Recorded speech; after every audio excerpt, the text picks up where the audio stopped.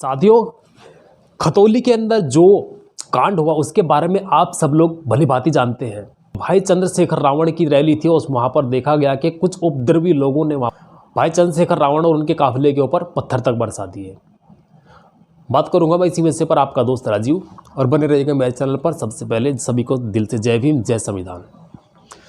साथियों, खतौली के अंदर 2 दिन पहले भाई चंद्रशेखर रावण का काफिला पहुंचता है मेरठ खतौली के अंदर, और वहाँ पर देखा क्या जाता है कि भाई चंद्रशेखर रावण के समर्थन में जितने भी लोग आते हैं और उनकी टीम के साथ जितने भी गाड़ियाँ आती हैं, उन सब की गाड़ियों के ऊपर पथराव होता है, उनकी गाड़ियों के शीशे तक तोड़ दिए जाते हैं।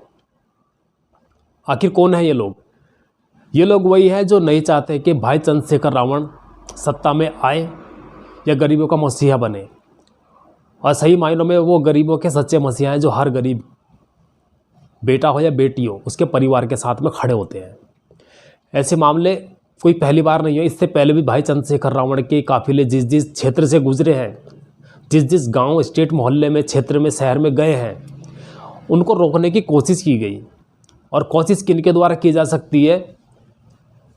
जो उनके सामने आने से कतराते हैं, जो उनका सामना नहीं कर सकते हैं।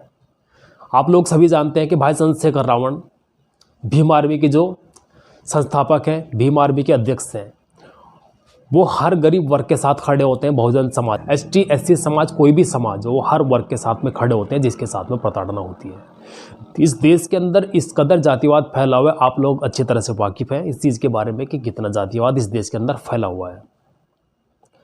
और इसके खिलाफ जो खड़ा होना चाहता है उसको ये जो इस समय बैठे हुए हैं नुमाइंदे, ये इस चीज़ को रोकना चाहते हैं कि गरीब के साथ कोई खड़ा ना हो, क्योंकि ये लोग चाहते हैं कि गरीब के साथ अगर कोई खड़ा होगा तो वो हमें पक्ष नहीं करेगा, हमारे साथ नहीं खड़ा होगा।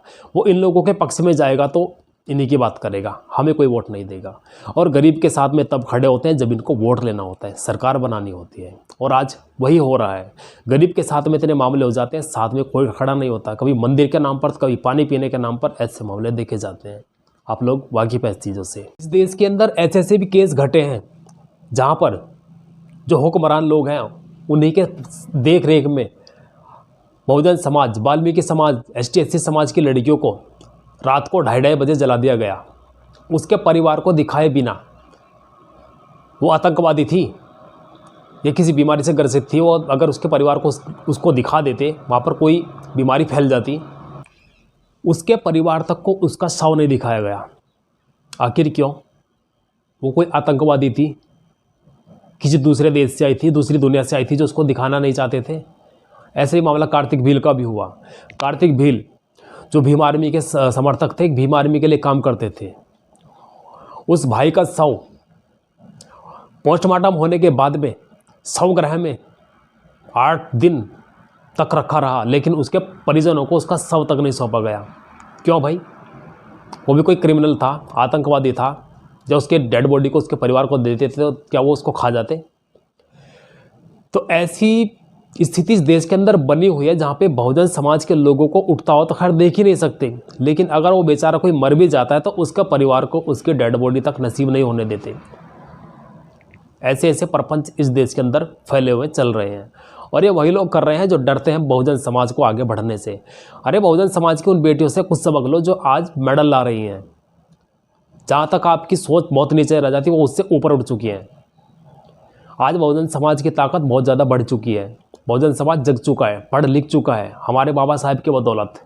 और इस चीज़ का हक हमें हमारा संविधान देता है, हमारे बाबा साहब देते हैं, और ये हक हम अपने आने वाली पीढ़ी को भी दिलाएंगे। उनके लिए भी हम संघर्ष करते रहेंगे, और इसी संघर्ष का नाम है भीम आर्मी।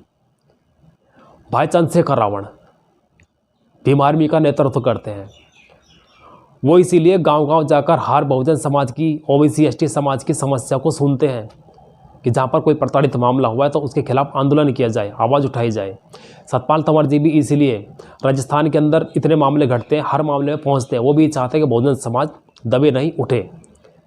लेकिन जब वो लोग रैली करने जाते हैं या किसी प्रताड़ित मामले में उसका समर्थन करने जाते हैं तो उनको उस क्षेत्र में जाने से मना कर दिया जाता है। इस कदर बैरिकेडिंग लगा दी जाती है मानो कोई आतंकवादी आ रहा हो। अरे गरीब परिवार के साथ में अगर कोई मिलने जा रहा है, उसके दुख बांटने जा रहा है, तो ये इस प्रशासन को क्या दिक्कत होती है? आप लोगों को तो उसको सपोर्ट करना चाहिए कि हाँ, कि गरीब के साथ में कोई खड़ा हुआ है तो हमें उसका समर्थन करना चाहिए। लेकिन ऐसा जाल बना दिया जाता है प्रशासन के द्वारा कि उस गरीब परिवार के साथ में कोई खड़ा ना हो। तो यहाँ से साफ साफ इन लोगों की मंशा पता चलती है कि बहुजन समाज को उठता हुआ उभरता हुआ नहीं देख सकते। ठीक है दोस्तों, तो मैं बस यही चाहता हूँ, आने वाले समय में अपनी पार्टियों को मजबूत करो। अपने भाई चंद्रशेखर रावण, भाई नवाब सतपाल तंवर, ऐसे लोगों को मजबूत करो जो बहुजन समाज के लिए लड़ते हैं और खड़े होते हैं। और इनके साथ अगर हम लोग चलेंगे तभी हम लोगों का जो कारवां है वो आगे बढ़ेगा। बाबा साहेब अम्बेडकर मिशन है वो भी आगे चलेगा।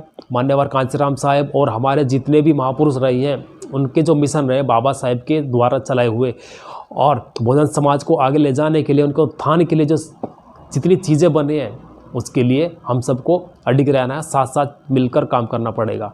क्योंकि अगर हम लोग बिखरे रहेंगे तो ना तो समाज आगे बढ़ेगा और ना ही ये बाबा साहेब का कारवां आगे चलेगा। इसके लिए हम सबको इकट्ठा होने की ज़रूरत है, क्योंकि आज हम इकट्ठा हो जाएंगे तो कल हमारे बच्चों का भविष्य, आने वाली पीढ़ी का भविष्य ऑटोमेटिक सुधरा हुआ, उभरा हुआ रहेगा। ठीक है दोस्तों, तो बस मैं ये चाहता हूँ कि आप बहुजन लोग जितने भी हैं, मेरी वीडियो आप लोग तक पहुँची है तो इसको जितना हो सके शेयर कीजिएगा।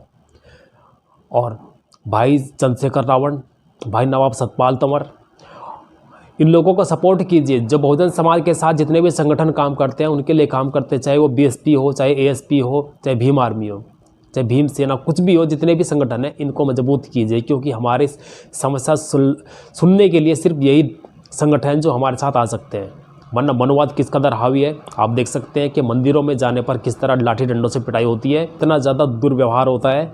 लाठी डंडों से तो मारपीट होती है, हमारे समाज की महिलाओं के बाल पकड़ तक मंदिर परिसर में घुमाया जाता है, घसीटा जाता है, उसके बाद उसको धक्के देकर फेंक दिया जाता है। तो मैं उन लोगों से भी यही आग्रह करता हूँ जो मंदिरों की तरफ कूच करते हैं, छोड़ो, जहाँ आपको इज्जत नहीं मिलती है। भाई मंजीत सिंह नौटियाल, उन्होंने भी इस चीज़ को कहा है, अगर आप लोग मंदिर में जाना चाहते हो, आपको इज्जत मिलती है तो जाइए, वरना छोड़िए जाना। जहाँ आप लोगों के साथ में तिरस्कार होता है उस जगह को छोड़ दो जाना, कुछ नहीं रखा इस जगह पर जाने में। ठीक है, अपनी पार्टी को मजबूत करो।